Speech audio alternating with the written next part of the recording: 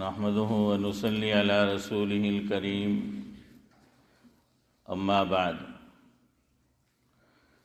فاعوذ بالله من الشیطان الرجیم بسم اللہ الرحمن الرحیم یاسین والقرآن الحکیم انک لمن المرسلین علی صراط مستقیم۔ بزرگان محترم، قرآن کریم کے تعلق سے گزشتہ جمعہ کی مجلس میں بھی کچھ باتیں آپ کے گوش گزار کی تھی۔ آج کی مجلس میں بھی کچھ باتیں انشاءاللہ العزیز قرآن کریم کے تعلق سے ذکر کرنی ہے۔ مولانا محمد علی جوہر علیہ الرحمہ کے ایک منظوم کلام سے، جس میں قرآن کریم کا ذکر کیا ہے، انہوں نے گفتگو کا آغاز کرتا ہوں۔ انہوں نے لکھا ہے، الہی شکر تیرا پھر ماہ سیام آیا، یہی جو رمضان مبارک آ رہا ہے۔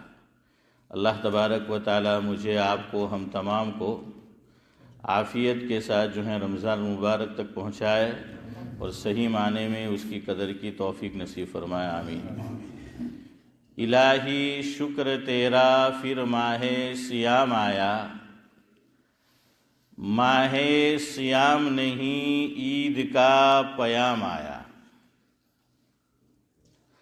ہزار ماہ سے بہتر ہے ایک رات اس کی، ہزار ماہ سے بہتر ہے ایک رات اس کی، اسی مہینے میں اللہ کا کلام آیا۔ وہ گھڑی کیسی مبارک تھی کل جہاں کے لیے، وہ گھڑی کیسی مبارک تھی کل جہاں کے لیے، حرا میں عرش سے اقرا کا جب پیام آیا۔ پہلی وہی کہاں آئی تھی؟ غار حرا میں آئی تھی نا؟ ہاں، تو اسی کی منظر کشی کی ہے کہ وہ گھڑی کیسی مبارک تھی کل جہاں کے لیے، حرا میں عرش سے اقرا کا جب پیام آیا۔ جب اپنی پوری جوانی پہ آ گئی دنیا، جب اپنی پوری جوانی پہ آ گئی دنیا، تو زندگی کے لیے آخری نظام آیا، یہی قرآن کریم۔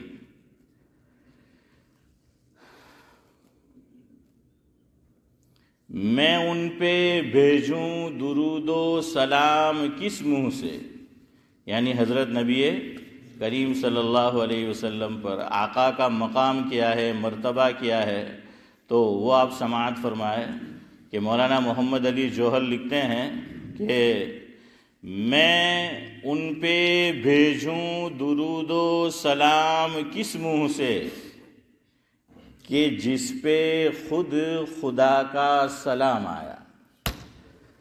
کہ اللہ کے نبی صلی اللہ علیہ وسلم پر تو ہمارے درود و سلام کی کوئی ان کو ضرورت نہیں ہے، اللہ تبارک و تعالیٰ نے خود کیا بھیجا۔ ہاں، آخری مصرع ہے، اللہ کرے کہ میری، آپ کی، ہم تمام کی زندگی بھی ویسی ہو جائے، اللہ ہمیں بھی قبول فرما لے۔ مولانا محمد علی جوہر لکھتے ہیں، ہے زندگی اسی کی جو مر مٹا دیں پر، ہے زندگی اسی کی جو مر مٹا دیں پر، ہے وہی کام کا اسلام کے جو کام آیا۔ بزرگان محترم، سورہ یاسین شریف کی ابتدائی چند آیات میں نے آپ کے سامنے تلاوت کی تھی۔ اللہ رب العزت اس میں ارشاد فرما رہے ہیں کہ یاسین والقرآن الحکیم، قسم ہے قرآن کی جو حکمت والا ہے، قسم ہے قرآن کی جو حکیم ہے، حکمت والا ہے۔ اللہ تعالیٰ یہ قسم کیوں کھا رہے ہیں؟ انک لمن المرسلین۔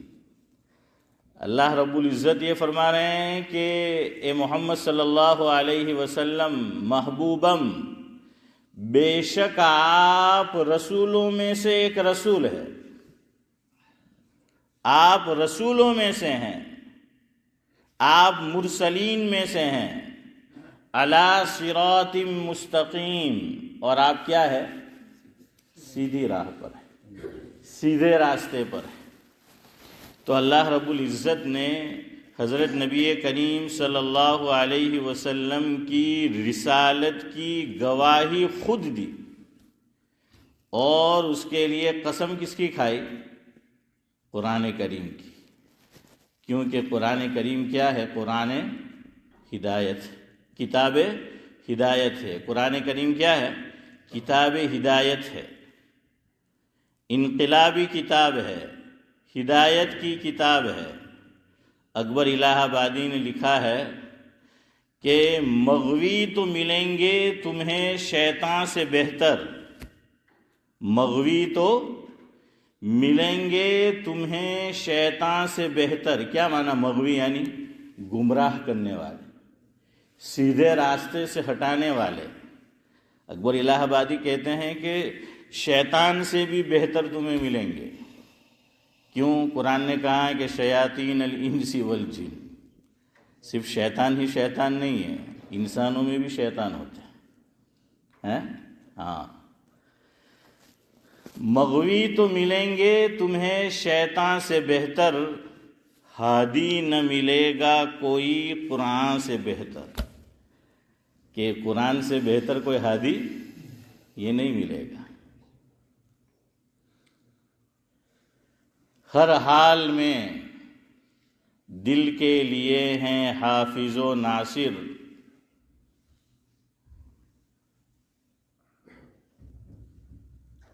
نہیں ملے گی کوئی دولت تمہیں ایمان سے بہتر، اور ہادی نہ ملے گا کوئی تمہیں قرآن سے بہتر۔ بہرحال قرآن کریم اللہ رب العزت کی کتاب ہے، اور کمال یہ ہوتا ہے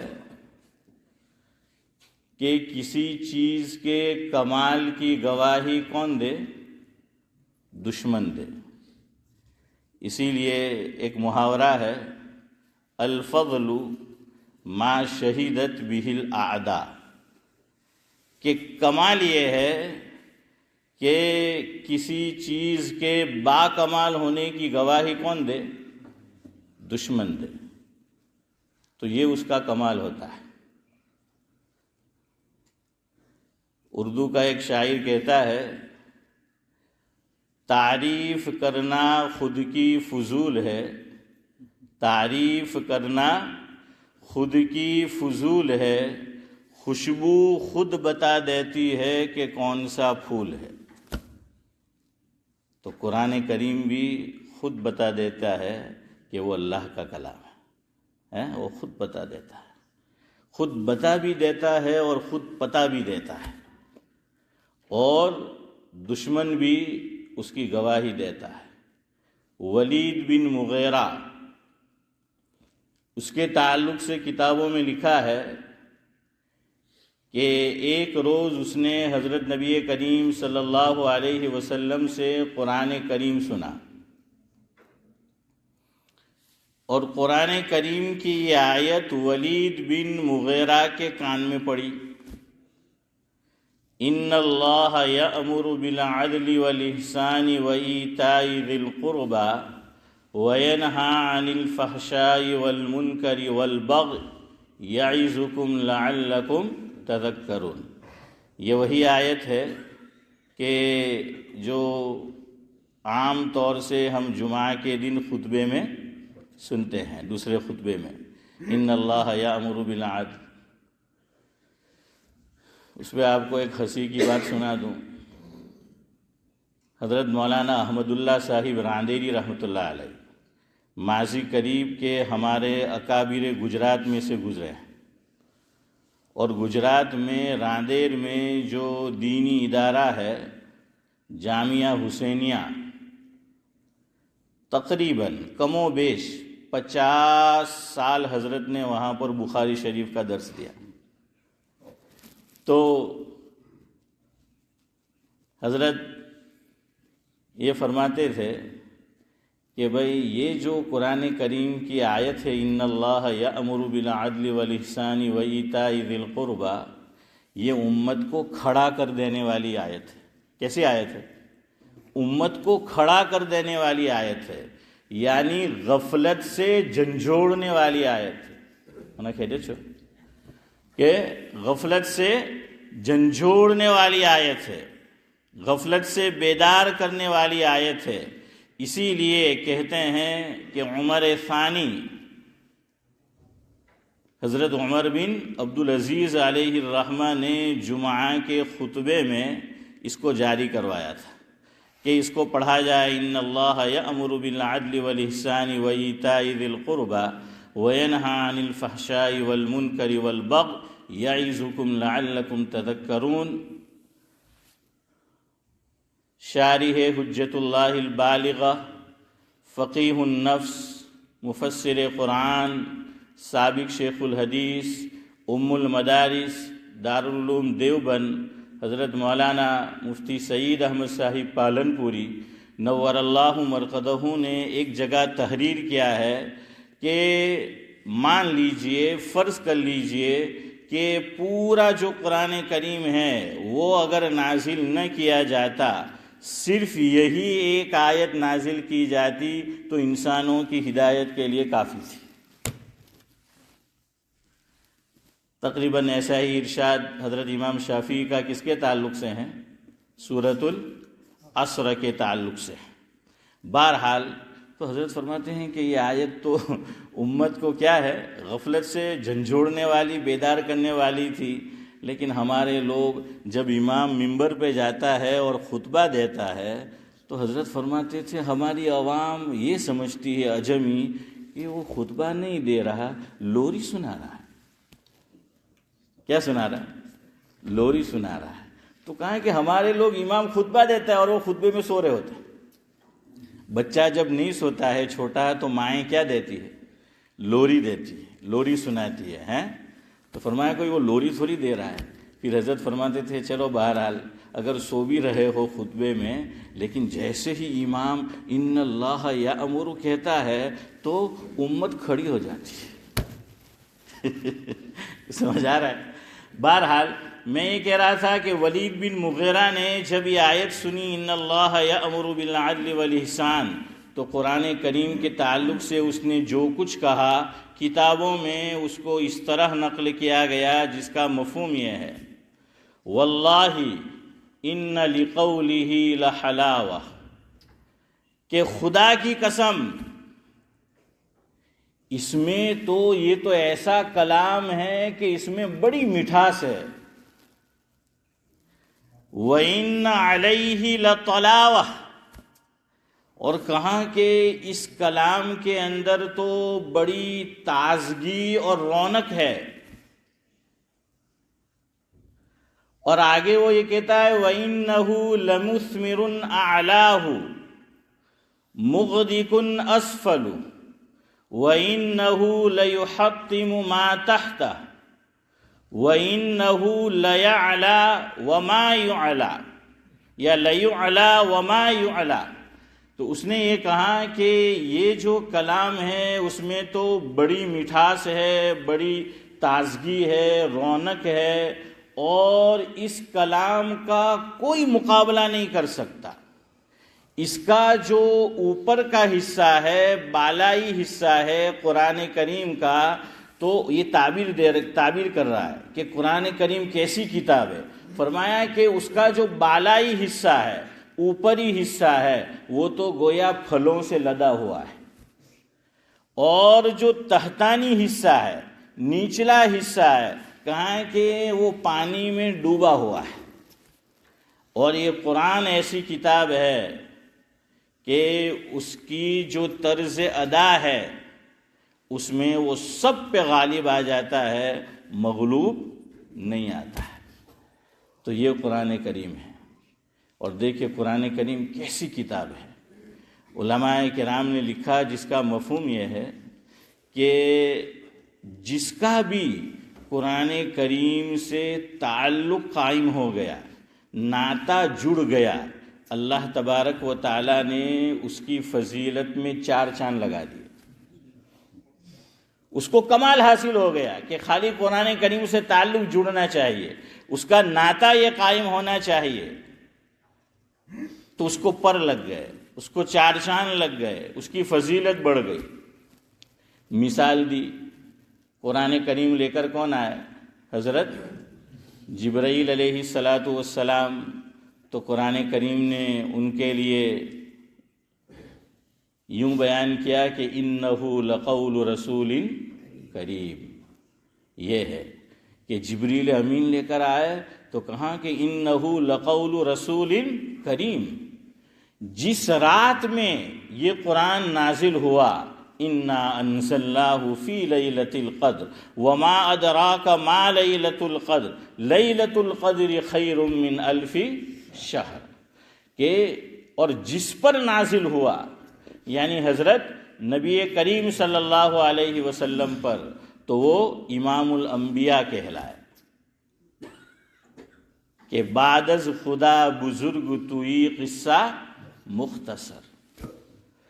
اور جو اس کتاب کو سیکھتا ہے اور سکھاتا ہے، تو اللہ کے نبی صلی اللہ علیہ وسلم نے فرمایا کہ اے ایمان والو، یہ میری طرف سے میں نے جملہ بڑھایا کہ سنو، خیرکم من تعلم القرآن وعلمہ، او کما قال علیہ الصلاۃ والسلام، کہ تم میں سب سے بہتر وہ ہے جو قرآن کریم سیکھے اور قرآن کریم کو سکھائے۔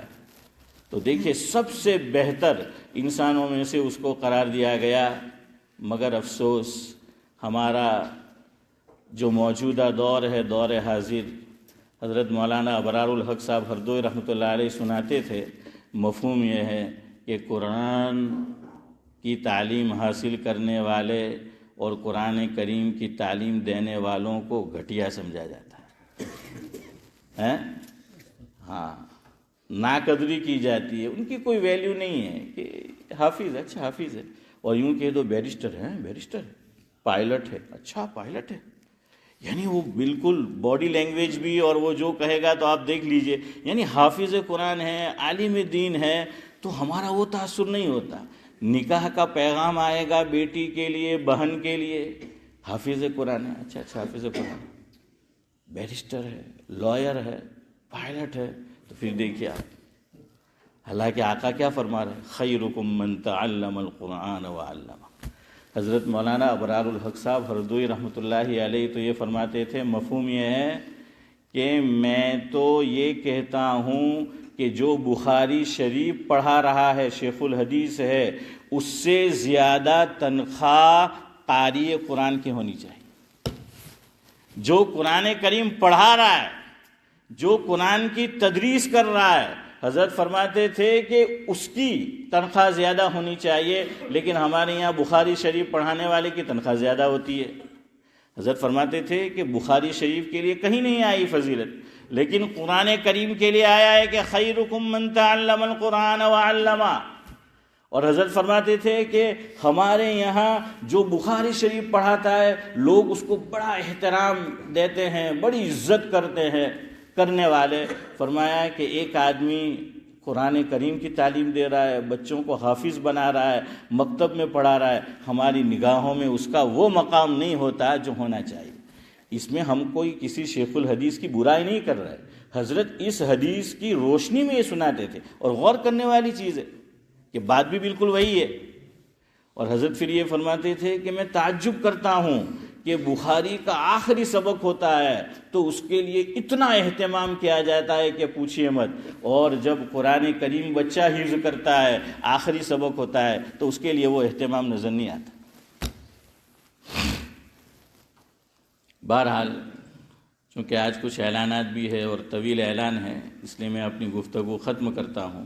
اللہ تبارک و تعالی ہم تمام کا تعلق بھی مرتے دم تک قرآن کریم سے قائم رکھے، اور ہماری اولاد کا بھی اللہ تبارک و تعالی مرتے دم تک قرآن کریم سے تعلق قائم رکھے۔ قرآن کریم کتاب ہدایت ہے، انقلابی کتاب ہے، اس سے تعلق قائم ہوگا تو ہم مسلمان رہ پائیں گے، اور اگر اس سے تعلق قائم نہیں رہا تو پھر اقبال تو یوں کہتے ہیں شاعر مشرق، گر تمی خواہی مسلمان زیستن، گر تمی خواہی مسلمان زیستن، نیست ممکن جز بقرآن زیستن۔ اللہ تبارک و تعالی جو کچھ کہا سنا گیا قابل عمل باتوں پر عمل کی توفیق نصیب فرمائے۔ سبحان اللہ و بحمدہ، سبحانک اللہم و بحمدک، نشہد ان لا الہ الا انت نستغفرک۔